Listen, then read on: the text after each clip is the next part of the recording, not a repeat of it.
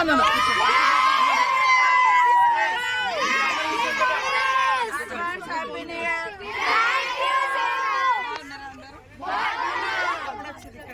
మీరందరు కూర్చోండి, మేడం మాట్లాడుతున్నారు ఫ్రెండ్స్ మీతో. మీరందరూ కూర్చోండి బేట. ఎక్కడ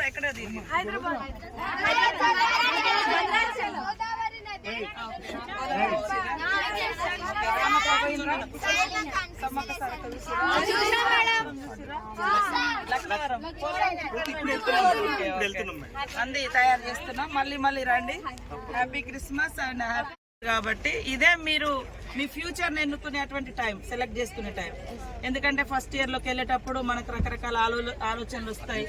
మన ఇంటర్నల్ గా కూడా రకరకాల ఫిజికల్ గా కూడా చేంజెస్ వస్తూ ఉంటాయి. ఈ టైంలో కరెక్ట్ గా సబ్జెక్ట్ విషయంలో కానీ లైఫ్ ని ఎట్లా డైవర్ట్ అంటే ఏ రూపంలో డ్రైవ్ చేసుకోవాలి, ఏ రూపంలో మనం ఎట్లా వెళ్ళాలనేది కూడా సెలెక్ట్ చేసుకునేటువంటి ఒక మంచి టైం.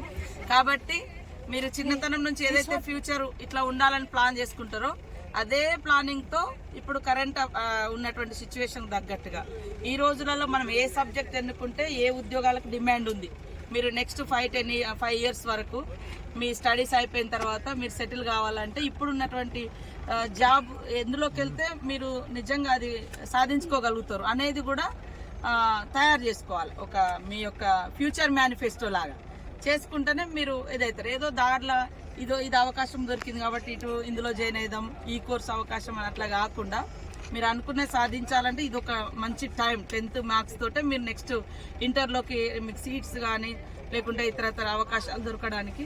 సో మీరు అందరు కూడా మంచిగా సెలెక్షన్ చేసుకోండి. మూస పద్ధతిలోకి వెళ్ళకండి.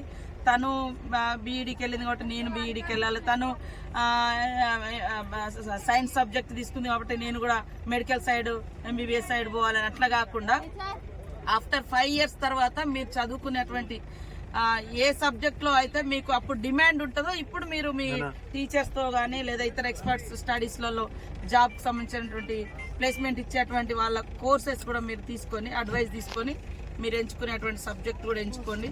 తర్వాత మనం బయటికి వెళ్ళిన తర్వాత హాస్టల్స్లలో కో ఎడ్యుకేషన్స్ ఉంటాయి. ఇంటర్లో రకరకాల ప్రలోభాలు ప్రభావాలు కూడా ఉంటాయి.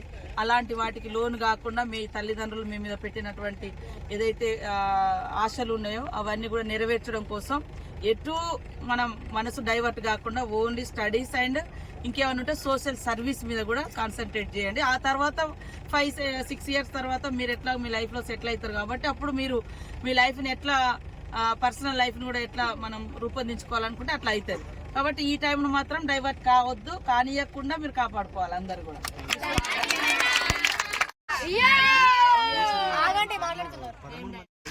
అంటే ప్రిపేర్ చేస్తున్నారు మొత్తం అంత హైదరాబాద్ వల్ల మేడం. మీకు అందరికి మేము పెద్ద ఫ్యాన్స్ మేడం, మేము చాలా ఫ్యాన్స్ మేడం.